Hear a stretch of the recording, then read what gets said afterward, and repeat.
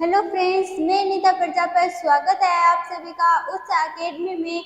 तो आज हमारा पार्ट नंबर 7 चल रहा है और आज के क्वेश्चन करने से पहले मैं आपको ये बता देती हूँ कि क्लास के क्वेश्चन क्लास में ही कवर हो जाने चाहिए, तभी आपको इसका फायदा मिलेगा। तो चलते हैं हम अपने क्वेश्चनों की तरफ। इसमें विषम शब्द है MS डॉक्स, एक्सेस, यूनिक्स या फिर विंडोज 98। जो MS डॉक्स होता है वह कीबोर्ड के द्वारा जो कमांड होती है वह होती है, और जो एक्सेस होती है वह अनुमति होती है, और जो यूनिक्स होता है वह एक परिचालन तंत्र ऑपरेटिंग सिस्टम होता है, और जो विंडोज 98 है वह एक विंडो जैसे विंडो 10, विंडो 11, विंडो 95 के बाद 98 आया था। जो इसमें से विषम है वह है एक्सेस, जिसका अर्थ होता है अनुमति देना, जो इनमें से सबसे अलग है। चलते हैं नेक्स्ट क्वेश्चन की तरफ। यूनिक्स का विकास कब हुआ? 1916 में, 1965 में, 1969 में या फिर 1975 में? जो यूनिक्स का विकास हुआ था वो हुआ था 1969 में, बेल प्रयोगशाला के अंदर हुआ था। इसलिए हमारा सही आंसर होगा ऑप्शन नंबर सी। चलते हैं नेक्स्ट क्वेश्चन में। यूनिक्स की मुख्य भाषा है बेसिक, कोबोल, जावा या फिर असेंबली?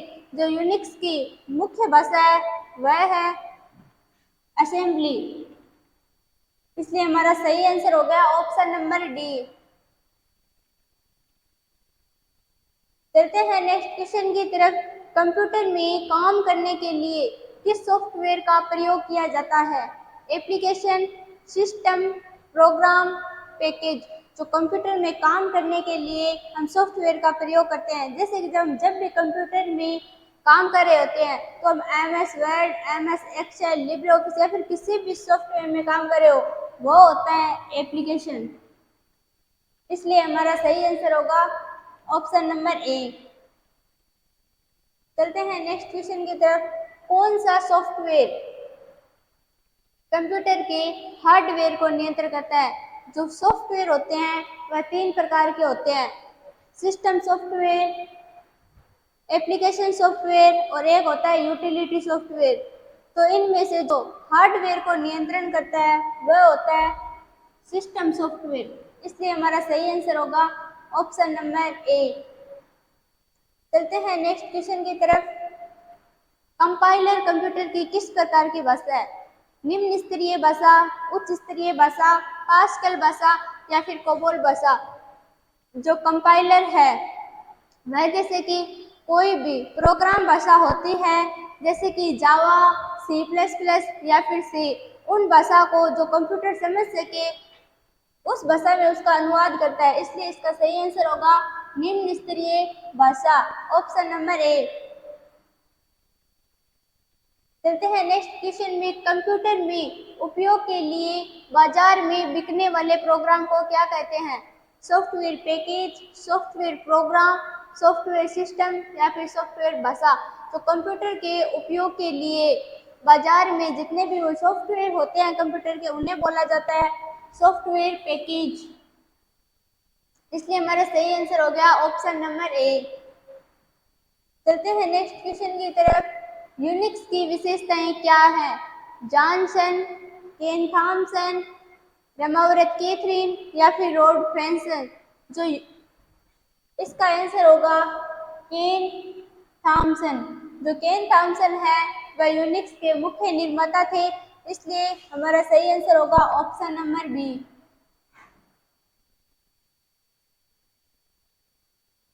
तो देखते हैं फ्रेंड्स, हमारा अगला क्वेश्चन है।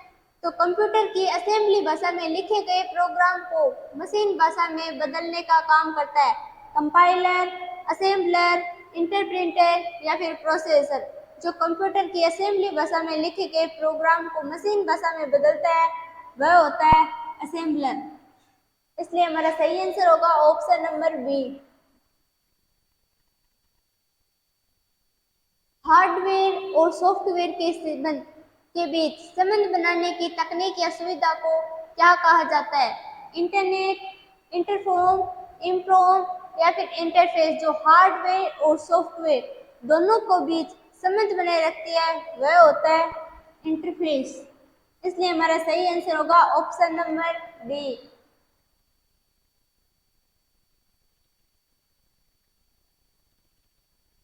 प्रोग्रामिंग भाषा में लिखे गए मूल प्रोग्राम को क्या कहा जाता है?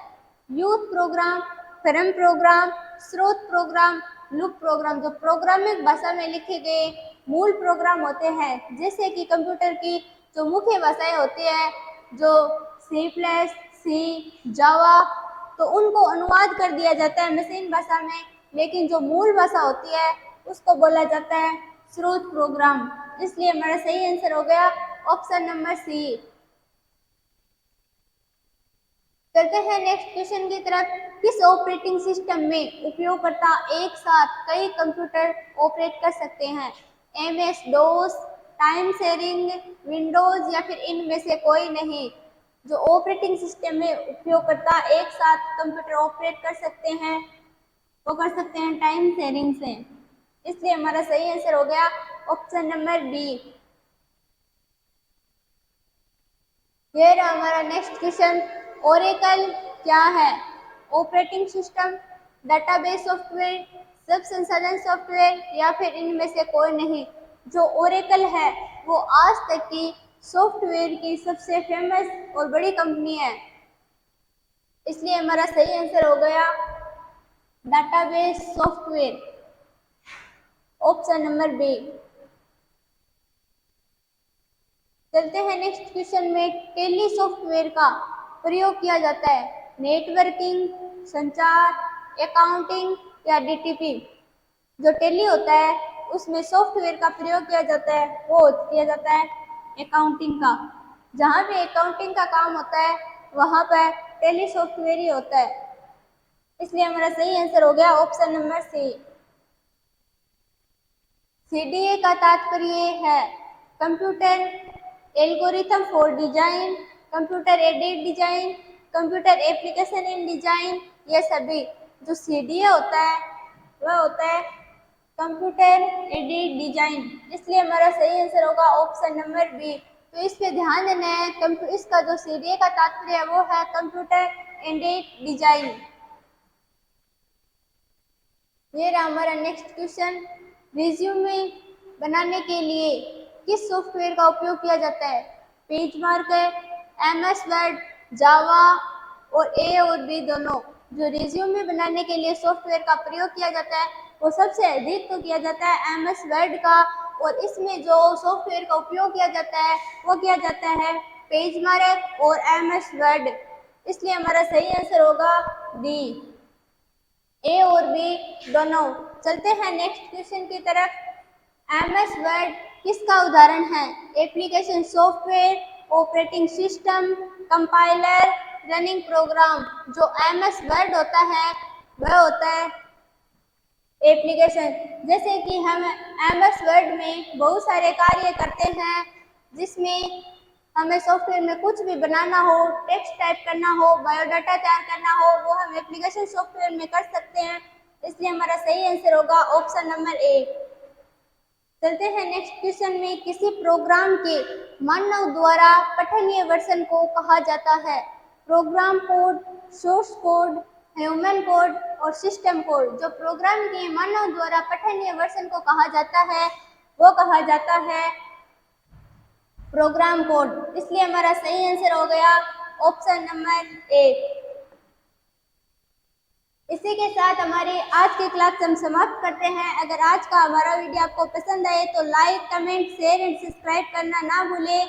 धन्यवाद।